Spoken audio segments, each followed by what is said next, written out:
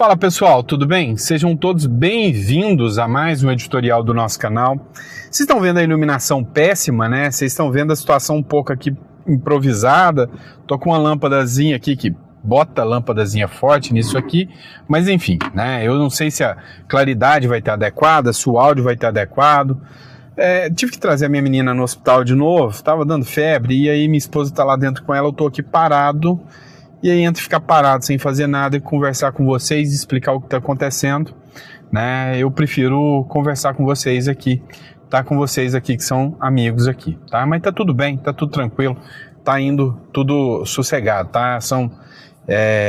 Tá um pouco febril, mas tá tudo controlado. Mas vamos de matéria, né, pessoal? Vamos entender o que está acontecendo aqui, tá? Olha, a primeira vez que eu uso esse formato aqui com vocês. Lembrando que nunca tinha usado ainda, né, direto pelo celular. Dessa vez eu estou usando pelo celular, gravei algumas vezes pelo tablet, outras vezes eu gravei já pelo computador. Essa aqui é a primeira vez que eu gravo pelo celular, né, da rua. Então, vamos ver se o formato fica legal, né, esse OBS que eu criei aqui. Não sei se vai funcionar legal, mas vamos tentar para ver se o resultado tá legal, tá bom? Vamos lá. Pessoal, vamos começar com essa matéria aqui, olha só.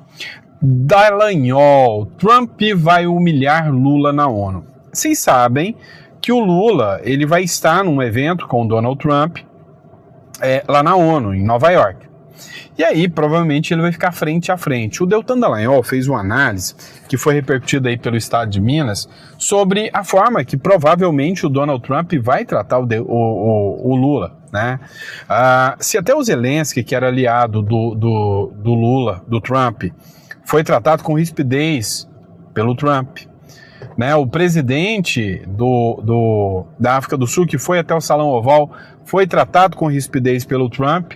O Lula, que fica ameaçando o tempo todo, né? É lógico que o Trump vai querer dar uma resposta à altura. E aí você sabe o que é interessante, né, nessa história toda? É que o próprio Donald Trump, quando ele deu essas respostas contra, né, essas figuras públicas, que é o Zelensky, que é o presidente da África do Sul, o Trump fez isso, né, com eles dentro da casa dele, ou seja, dentro do Salão Oval. Agora não, já é num evento externo, na ONU. Rapaz, vai dar dor de cabeça isso aí pro Lula, pode ter certeza, né? Pode ter certeza. Olha só o que diz a matéria aqui, ó. O deputado federal Deltan Dallagnol, do Novo, analisou o cenário político internacional e previu uma humilhação ao presidente Lula durante a Assembleia Geral das Nações Unidas, né, da ONU, que será realizada em Nova York, nos Estados Unidos, no fim de setembro. Lembrando que a Janja já está se articulando, vai chegar antes do Lula, né? O Trump reage ao STF e prepara humilhação para Lula na ONU, escreveu o parlamentar no X, antigo Twitter. Ele ganhou destaque como procurador da Lava Jato durante a operação, né, que prendeu o Lula já uma vez. E aí o assunto hoje também, que a gente tem que tratar, é a questão do PL da anistia. O PL da anistia vai dar muito o que falar, né? O relator escolhido foi o Paulinho da Força. O Paulinho da Força é uma figura controversa da política brasileira, né? Uma figura que alguns gostam dele, mas é uma figura típica, né, da centro-esquerda, né? Então ele não é nem uma esquerda radical, ele é mais uma centro-esquerda, bem esquerda, envolvido em sindicatos. E aí ele teve, né, que ralar muito e está ralando muito agora para dialogar, para costurar um acordo pela anistia, né? E ele não quer desagradar nenhuma parte nem outra, ele não pode ter o ódio dos bolsonaristas em relação a ele, mas ele também não quer o ódio, né, da turma do Centrão e da esquerda contra ele também. Então ele vai fazer uma costura bem light, isso aí, né? Ninguém tem dúvidas em relação ao PL da anistia. Tanto que ele procurou o Temer, né? Segundo ele, ele falou o seguinte, ó, vou até tirar o microfone aqui, pessoal, para ficar mais fácil aqui, tá? Opa, aqui.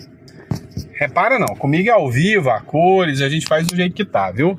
Ó, pra ficar mais fácil, acho que o áudio melhorou agora, né? Eu lembro que um amigo meu me falou, ó, quando você for usar assim, usa o microfone que é mais fácil. Ó, segundo ele, o Temer é experiente, um dos melhores juristas do Brasil. Quero ver o que ele pode colaborar com o texto, adiantou. Paulinho também confidenciou já ter pedido a interlocutores uma agenda com o governador de São Paulo, o Tarcísio de Freitas, do Republicanos, que nas últimas semanas se tornou um dos principais articuladores da anistia. Olha, não é novidade para ninguém que esse projeto da anistia ele vai chegar bem à característica, né, do projeto que o Centrão desenhou. A característica do projeto que o Centrão desenhou é sem o Bolsonaro. Isso aí o próprio Paulinho da Força já falou, né? E provavelmente o que o Paulinho da Força quer, e aí não é ruim de jeito nenhum, é anistia para os presos do 8 de janeiro, né? Vamos lá, mudando de assunto agora, vou colocar uma matéria para vocês aqui da Globo News. O Antônio Rueda, ele tá possesso. Por quê? Ontem, um jornal chamado ICL e o UOL, totalmente militante, né, de esquerda, eles fizeram uma publicação onde eles disseram que o sócio oculto dono de um avião utilizado pelo primeiro comando da capital seria o Antônio Rueda, do União Brasil. O Antônio Rueda mandou todo mundo sair do governo Lula imediatamente em 24 horas e ninguém entendeu o porquê. O Antônio Rueda agora acabou de falar que é provável que essa informação tenha sido vazada e espalhada pelo próprio governo Lula. Mandou fazer uma investigação e vazou essa informação para justamente queimar o Antônio Rueda, né? E aí o Antônio Rueda está revoltado, está possesso com essa situação. Vamos ver se a gente consegue ouvir aqui, né, o vídeo aqui da Globo News aqui. Escuta só. União Brasil, o que explica a antecipação desse desembarque? União Brasil acusa o governo federal de vazar informações contra o presidente da sigla, o Antônio Rueda, em veículos de imprensa. Inclusive eles divulgaram uma nota exatamente nessa linha, a gente tem um destaque para mostrar. Nota: União Brasil diz que manifesta irrestrita solidariedade a Rueda diante de notícias infundadas, prematuras e superficiais que tentam atingir a honra e a imagem do presidente da sigla. Causa profunda estranheza que essas inverdades venham a público justamente poucos dias após a determinação oficial de afastamento dos filiados do União Brasil dos cargos ocupados no governo federal. Segundo a União Brasil, tal coincidência reforça a percepção de uso político da estrutura estatal visando desgastar a imagem de nossa principal liderança e enfraquecer a independência do partido. Essa nota do União Brasil, Júlia, foi divulgada após reportagens do portal ICL Notícias e também do portal UOL, que trazem o depoimento de um piloto de avião, o Mauro Matozinho, que aponta ali nesse depoimento à Polícia Federal supostas ligações de Antônio Rueda com o crime organizado. A TV Globo confirmou a existência desse depoimento. Conforme a apuração do repórter do G1, Reinaldo Turolo Júnior, o depoimento foi prestado no aeroporto de São Roque, no interior de São Paulo, no âmbito de uma investigação sobre lavagem de dinheiro para o PCC. O piloto da empresa TAP disse que ouviu dentro da empresa que Antônio Rueda, o presidente do União Brasil, era o dono oculto de algumas aeronaves. A gente apurou que o Rueda não é formalmente investigado no inquérito. Os investigados são os homens que viajavam com a empresa, que são suspeitos de terem ligação com o primeiro comando da capital. A gente procurou o Palácio do Planalto sobre essas acusações do União Brasil de suposto uso político, né, de vazar informação para veículos de imprensa, mas a decisão do Palácio do Planalto é não se manifestar a respeito dessas alegações do partido. Pois é, o que aconteceu aqui? O União Brasil já anunciou há mais de um mês que pularia fora do barco do governo Lula, que não ia estar no governo Lula mais. Acontece, né, que o governo Lula veio e soltou essa nota, tentando enfraquecer o Rueda ou dando até margem para que o Supremo Tribunal Federal ou algum outro juiz possa agir contra o Antônio Rueda. O Antônio Rueda não gostou nada disso, travou guerra contra o governo Lula, declarou que em 24 horas todos que são do governo, inclusive os ministros que estão na base do governo, têm que abandonar agora. E aí, ele acusa que essa informação aqui vazada veio do governo Lula, tá bom? Foi o próprio governo Lula que entregou. Vamos lá, agora tem outro ponto. Aprovaram, né, uma PEC que ficou conhecida como PEC da impunidade, outros chamaram essa PEC também de PEC da imunidade, né, dos parlamentares, ou seja, a partir de agora o Supremo Tribunal Federal só pode, ou qualquer tribunal, só pode executar ou processar ou investigar um parlamentar se a casa autorizar e o voto ainda é secreto. Ou seja, se o cara for né, um abusador, se o cara for um membro do PCC, ele for eleito e a polícia quiser investigar, ele fala, opa, aqui ninguém investiga, a própria Câmara dos Deputados pode derrubar isso aí. Isso é uma vergonha, né? Vocês sabem que é uma vergonha. Porém, tem um outro lado dessa moeda. A gente sabe que bandido, que corrupto no Brasil é condecorado e não vai preso. Não, isso é piada, né? O Brasil, o bandido é condecorado, é eleito, né? Preso ele não vai. E aí, o que está acontecendo? Quem está indo preso é quem faz oposição. São deputados, são senadores que querem fazer oposição. Esses estão indo parar atrás das grades, esses estão perdendo o mandato. Veja o que aconteceu com a Zambelli, veja o que aconteceu com o Daniel Silveira, veja o que pode acontecer com o Eduardo Bolsonaro. Então, quem defendeu essa PEC da impunidade, defendeu porque já entendeu o seguinte, olha, corrupto não vai preso no Brasil. A oposição vai presa. Então, com essa PEC, né, o STF não vai contra os deputados e mandar prender dessa forma, só que é um ledo engano, tá? Quem disse que no Brasil precisa de lei para se fazer alguma coisa, ou que se precisa respeitar a lei? Por exemplo, o artigo 53 da Constituição, que é o artigo da imunidade parlamentar, ele é claro, límpido, não aplicam, então assim, não tem o que falar, né? Agora, o que o STF fez? O STF deu 10 dias para o Congresso explicar o porquê que eles aprovaram essa PEC. Ou seja, é uma prerrogativa do Congresso. Como assim um STF dá 10 dias para explicação? Isso não tem o menor sentido. Isso é uma loucura. Isso é uma doideira pura, né? Dá uma olhada no trecho desse vídeo aqui, da CNN Brasil, que eu trago aqui para vocês. Que o ministro Dias Toffoli deu um prazo de 10 dias à Câmara dos Deputados para explicar a PEC da blindagem, aquela PEC que foi aprovada esta semana, que dá o aval ao Congresso Nacional para poder autorizar qualquer investigação de parlamentares e também até pedido de prisão. O ministro Dias Toffoli, do Supremo Tribunal Federal, mandou a Câmara dos Deputados, portanto, se manifestar sobre a chamada PEC da blindagem, em ação protocolada pelo deputado Kim Kataguiri, do União Brasil, daqui de São Paulo. O prazo para a manifestação será apresentada, portanto, de 10 dias.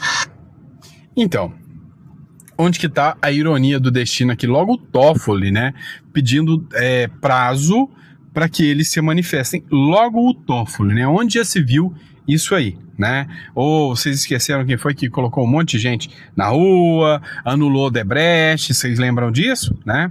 Agora o que acontece? O Kim Kataguiri está falando que foi um abraço à corrupção, mas está ignorando também a perseguição que é feita contra a oposição.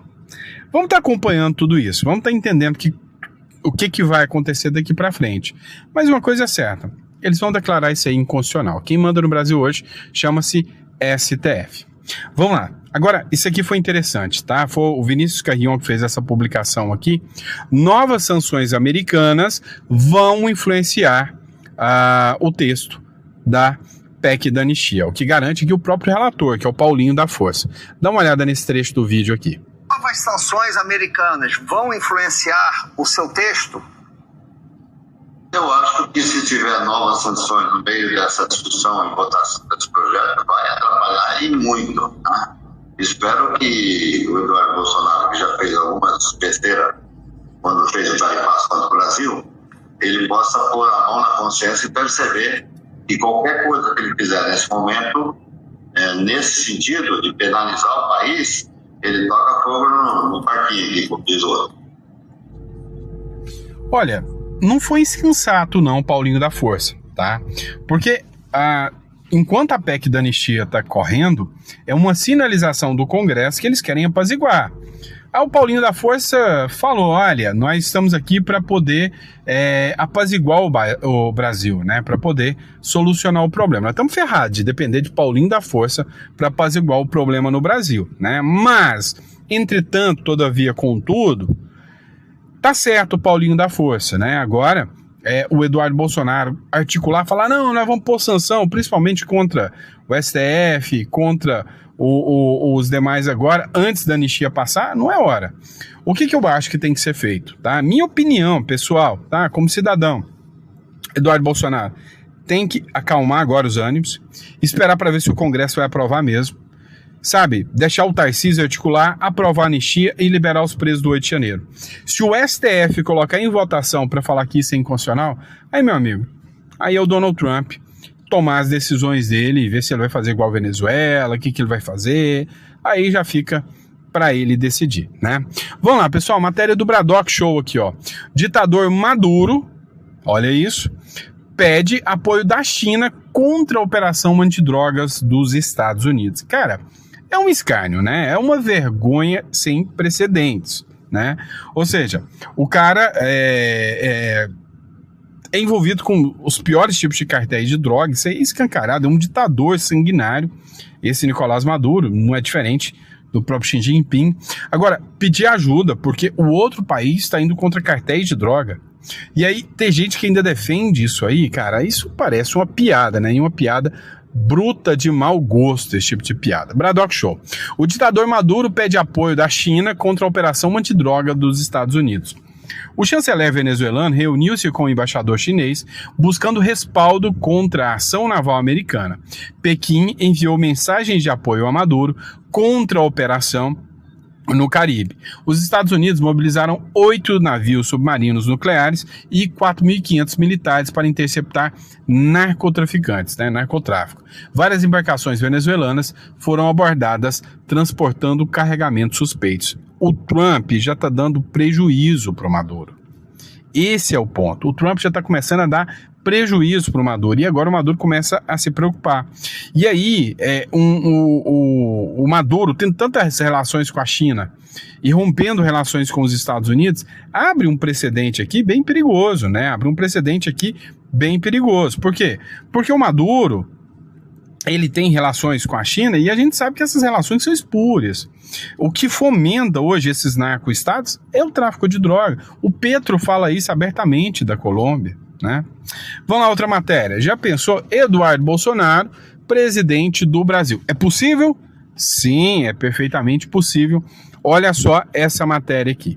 O presidente do PRTB, lembra que é o partido que o Pablo Marçal concorreu à prefeitura de São Paulo, fez aquele auê? Pois é. O presidente do PRTB, que diz que abriu conversas com Eduardo Bolsonaro para ele concorrer à presidência pelo partido em 2026. É, meu amigo, o jogo tá ficando interessante. Matéria do Easy Fatos aqui para vocês. O presidente do PRTB, que é o Avalanche, né, se eu não me engano, que é o nome dele, diz que abriu conversas com Eduardo Bolsonaro para ele concorrer à presidência pelo partido, pelo PRTB, em 2026. Ele afirma que a lei não impede que o Eduardo se candidate, mesmo estando fora do país, e que seria a primeira campanha presidencial virtual na história do Brasil. Já pensou uma pancada dessa, né? Já pensou um cara sendo eleito, né? Eleito no Brasil, olha que doideira, já imaginou um cara sendo eleito com base no voto virtual, o cara lá dos Estados Unidos fazendo campanha lá nos Estados Unidos e eleito aqui? É óbvio que isso não vai acontecer, o STF vai deixar o Eduardo Bolsonaro inelegível, isso aí já tá carta marcada, ninguém tem dúvida disso, mas é muita doideira, né, pessoal? Vamos ser sinceros aqui, né? Vem aqui, ó. Vamos olhar essa matéria aqui, ó. Matéria do Paulo Capelli, do jornal Metrópolis. O relator da anistia tem denúncia no STF e na Justiça Eleitoral, sim. Tem denúncias que correm, né, e que deixam o Paulinho da Força na mão dos ministros do Supremo Tribunal Federal, inclusive denúncias de corrupção. E aí isso aí diz o seguinte: se o Paulinho da Força não fizer o relatório conforme o Supremo Tribunal Federal quer, o que vai acontecer é que ele vai ter algum processo, coincidentemente, só por coincidência, andando, tá? Ó, o procedimento administrativo de 2018 foi aberto a pedido da Procuradoria-Geral da República e apura o possível envolvimento do parlamentar em esquema de captação ilícita de clientela para ajuizamento de ações trabalhistas. Segundo as investigações, listas com dados de trabalhadores emitidos extraídas do Cadastro Geral do Empregador e Desempregados, o CAGED, teriam sido repassados a advogados e sindicatos sobre influência do deputado. O que ele fez? Ele pegou lista de banco de dados, quer dizer, supostamente, né, lista de banco de dados, né, públicos, e estava revendendo essas listas para advogados fazerem captação, né, de ações trabalhistas. Quem era despedido, eles iam lá e falavam, ó, esse cara aqui foi despedido, procura ele, né. Isso é o que a gente mais vê por aí, né? A segunda investigação teve origem em denúncia apresentada pela Procuradoria-Geral da República. O Paulinho da Força foi acusado de corrupção passiva, corrupção ativa e lavagem de dinheiro. Segundo a acusação, ele teria solicitado e recebido valores pagos por executivos ligados ao Odebrecht para garantir apoio político e favorecer interesses empresariais, especialmente do setor de saneamento básico. Rapaz, né, o negócio não é brincadeira, não. Olha só como é que é o nível, né, do relator, né, preocupante demais. Vamos lá com essa matéria aqui, ó. Essa aqui é interessante. O líder do PT, que é o Lindbergh Farias, ingressou com ação no STF contra a PEC da blindagem. Você viu aquela PEC da blindagem que a gente falou para vocês, né, que foi protocolada na Câmara dos Deputados, que o Kim Kataguiri entrou com ação contra ela. Então, junto com o Kim Kataguiri, o Lindbergh Farias também acionou o STF contra a PEC da blindagem. E se o PT é contra, já me acende um sinal de alerta o porquê que o PT é contra, né? Será que pro Kim Kataguiri também não acende, né? Então, é estranho. Se bem que assim, vocês sabem que eu sou adepto do Partido Novo, né? Sou muito alinhado com o Partido Novo também foi contrário a essa PEC, né? Eles que vão contra o princípio do partido. E se você olhar pelo lado da corrupção, sim, tá certo, é totalmente contra qualquer princípio anticorrupção. É literalmente impunidade para político corrupto. É isso que se trata. Porém, também é proteção para opositor político perseguido. Então, qual que é mais importante hoje? E aí, olha para mim e me diz, qual que é mais importante hoje? Opositor ter possibilidade de fazer oposição e não ser preso, você que faz vídeo, você que comenta nas redes sociais, que vai lá e deixa seu comentário aqui no vídeo, não ser preso por causa do seu comentário, ou acabar com a corrupção no Brasil, e já está endêmica, né? Acho que nunca alguém vai conseguir acabar com isso. Qual que é a sua opinião, tá? Você apoia ou não apoia essa PEC da impunidade? Coloca no comentário que eu quero saber sua opinião sobre isso. Agora, vou dar a minha opinião sincera? Vou dar sim, né? Nem que isso me leve para cadeia. Olha, eu acho que o Hugo Mota deveria, qualquer dia, né, fazer uma representação no Conselho de Ética contra esses deputados que ficam levando tudo para o judiciário. É violar, é atentar contra o decoro parlamentar da casa, porque a casa vai lá, decide algo, vota algo, trabalha para ter a maioria e toda hora está recorrendo, né, ao bendito do judiciário para resolver a bodega. E o negócio é complicado, né? Então, assim, para dar uma pressão nessa, garanto que se o Hugo Mota taca para o Conselho de Ética, a Câmara vota em peso, né? Se tem uma coisa que a Câmara tem raiva, é da turma do PSOL e da turma do PT por judicializar e levar tudo para o STF. Mas vem cá, meu irmão, o que você acha dessa paradinha aqui, ó? O PL do Bolsonaro vai apoiar o ACM Neto na Bahia e o Ciro Gomes para governador do Ceará. Então, a CM para Bahia e o Ciro para o Ceará. Ó, o Partido Liberal vai apoiar o ACM Neto, do União Brasil, para governador da Bahia, na disputa eleitoral de 2026. Daqui a um ano, a decisão é do presidente do PL, Valdemar da Costa. A decisão é do presidente do PL, Valdemar da Costa Neto, o principal interlocutor do partido, junto ao ex-presidente Bolsonaro. Abre aspas. Na Bahia, o Neto deve ser candidato. E acho que dessa vez, o Neto vai ter um candidato a presidente. Ele vai ter o apoio do PL, disse Valdemar da Costa Neto, numa entrevista ao Direto ao Ponto da rádio Jovem Pan. Vamos lá, né, pessoal? Quem te viu, quem te vê, né? Imagina, Bolsonaro dando apoio para Ciro Gomes. O ACM Neto, tudo bem, o ACM Neto já tem um tempo já que o Bolsonaro já tem um alinhamento, né, com o ACM Neto. Agora, Ciro Gomes, né, e aí o Valdemar da Costa Neto falou o seguinte, olha, a gente tem que parar de perder, a gente já cansou de perder, que adianta a gente lançar o candidato de direita que a gente sabe que não ganha. O Ciro Gomes é um fenômeno político dentro do Ceará, o Ciro Gomes leva eleições no Ceará, e com base nisso, não queremos perder o Ceará, né, para alguém que a gente não consegue dialogar. Perder para a esquerda vai perder. O povo cearense, e não todos, provavelmente, talvez, talvez você que está me assistindo é do Ceará e não é de esquerda, mas o povo cearense, o povo baiano, infelizmente, na sua grande maioria, ainda tende a votar na esquerda, principalmente naqueles redutos, naqueles currais eleitorais, né, que eles tanto cevam, né, a esquerda ali. Então, sinceramente, né, entre ter alguém que não vai, de forma alguma, dar apoio nenhum, né, então, antes, alguém pelo menos se consegue dialogar. Aquela imagem que eu ia colocar aqui, eu não vou colocar porque senão vai travar o meu celular, tá? Porque é um link, eu ainda não consegui colocar o aplicativo, como eu tô apanhando esse trem, mas vocês não sabem o tanto. Mas tá bom, né? Vamos lá, pessoal, matéria do Javier Milei. Paraguai é um exemplo na Sul da América, ou seja, na América do Sul. E, cara, o Milei é um exemplo, só que o Milei tá começando a cometer erros, hein? E eu não tô falando nem erros econômicos, eu tô falando erros estruturais de estratégia. Uma coisa é você ser um belo de um economista, outra coisa é estrategista. Eu, sinceramente, pensei que o Milei viria com um modelo bem mais Bukele, sabe, mais linha dura, enfrentar o sistema de peito aberto, ser mais Bukele. Mas ele está seguindo um padrão mais Bolsonaro, né? Ou seja, não, eu vou trabalhar a economia, não, eu não vou entrar em atrito com alguns setores, não, vai ficar feio para mim se eu colocar a polícia na rua para bater em baderneiro, então não vai dar certo, não, eu preciso da opinião da esquerda, e esse tipo de coisa, sabe, já mostrou onde que o Bolsonaro tá parando hoje, né? O que aconteceu com o Bolsonaro, né? Não aconteceu com o Trump, porque é o Trump, gente. O Trump é um cara mega poderoso, o Trump é um bilionário.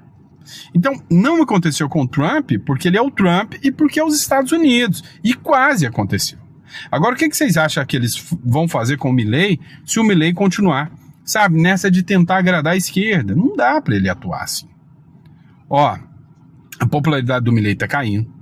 O Milei não cortou por completo, igual falou que ia fazer a mídia das empresas de publicidade. O Milei não cassou concessões de empresas militantes que recebem dinheiro, né, da imprensa que recebe dinheiro, né, de George Soros afora. Então o Milei tinha que ter uma postura mais Bukele. O Milei acabou de ter uma derrota gigantesca agora, né, no parlamento. Judicializaram, né, cortes do Milei e o judiciário falou que não podia. E o Milei, cara, tá, né, deixa. E eu tô vendo que ele começou com o mesmo discurso do Bolsonaro, mas tá agindo exatamente igual ao Bolsonaro. E eu não tô falando mal do Bolsonaro. Eu tô falando que eu vi onde o Bolsonaro foi parar, né? Vocês não viram onde o Bolsonaro foi parar? Na cadeia. Então, o Olavo de Carvalho já dizia o seguinte, ó, se você não prender eles pelo que eles cometeram, eles vão te prender pelo que você não cometeu. Se o Milei não der uma reviravolta, ele vai parar atrás das grades, tá? Esse é o grande problema aí. E aí, comentou, né, o Paraguai, o crescimento econômico do Paraguai, a força do Paraguai, e realmente o Paraguai tá batendo um bolão, né? Vamos lá, eu queria que vocês assistissem esse vídeo aqui, né? Chegou até mim esse vídeo, eu creio que esse vídeo nem é atual, mas ele sempre vai ser atual, tá? Então, você me entendeu, né? Ele não é atual, mas sempre vai ser atual. Lula contra o discurso da direita. Escuta isso aqui. Então, qual é o discurso da direita no mundo inteiro? Pátria amada, costumes e religião. Então, o que é que nós temos que construir? Isso eu tenho, inclusive, feito proposta. Falei com o chanceler Olaf Scholz, falei com o Macron e vou falar com todos os líderes. Os setores progressistas e democráticos da sociedade precisam se preparar para construir uma narrativa para desmontar esse discurso atrasado, xenófobo, um discurso que não leva a nada. E essa pauta da família, a pauta dos valores, é uma coisa muito atrasada. Viu aí? Esse é o pensamento do nosso presidente. Aonde a pauta da família é uma coisa atrasada? Foi algo criado por Deus.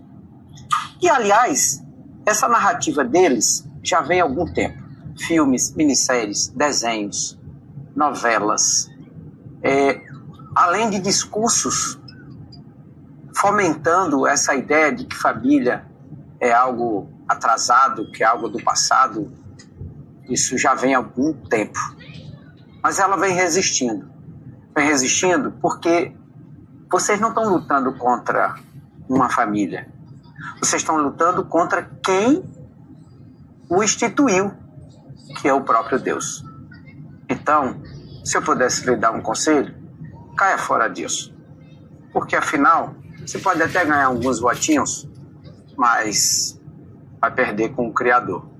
Então, presidente, vamos sim continuar defendendo a família, a pauta da família, porque a família é o seio da sociedade. A religião vem de religar, de aproximar o homem de Deus e, portanto, o afasta das coisas ruins. Vamos pensar em políticas públicas mais eficientes? Deus abençoe. É isso aí, pessoal. E aí, qual que é a opinião de vocês quanto a isso, né? Ó, vocês viram isso aqui, ó? TRF condena Bolsonaro a pagar 1 milhão por racismo recreativo. O relator da apelação civil, o desembargador federal Rogério Favretto, votou pela condenação de Bolsonaro ao pagamento de 1 milhão. Tem o Michael Sullivan, que é um apoiador do Bolsonaro. E, sabe, uma brincadeira, o Michael Sullivan fez um vídeo falando, cara, o Bolsonaro brincou com o meu cabelo, uma brincadeira, eu não me importo. E foi condenado a R$1 milhão. Agora dá uma olhada. Lula entra em campo para fazer Rogério Favretto ministro do STJ. Você entendeu isso aqui? Petista tem gratidão pelo desembargador gaúcho, tá? Tem gratidão pelo desembargador gaúcho que tentou tirá-lo da prisão no auge da operação Lava Jato. E aí, deu para entender o porquê dessa história, né? Complicado isso aí, né? Complicado isso aí. E é isso, pessoal, ó. Juro a vocês que eu tô tentando fazer o meu melhor aqui, né? Vocês devem ver, a Aninha tá ali esperando comigo, né?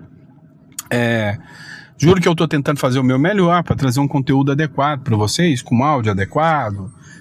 E vocês ficavam reclamando quando eu gravava do celular, gravava com o celular e pôr o tablet aqui. E eu ouvi a reclamação de vocês, estou tentando melhorar, tá bom? Ainda não tá do jeito que eu quero. Eu sou meio enjoado com as coisas, sou meio, sabe, perfeccionista, detalhista, mas do meu jeitão bruto, rústico e sistemático aqui. Mas assim, tô tentando fazer o melhor para vocês. E se ficou bom, coloca no comentário aí, tá bom? Grande abraço, fica com Deus e eu vejo vocês próximo editorial amanhã de manhã, se Deus quiser, tá? Tudo dando certo, amanhã a gente tá fazendo mais um editorial.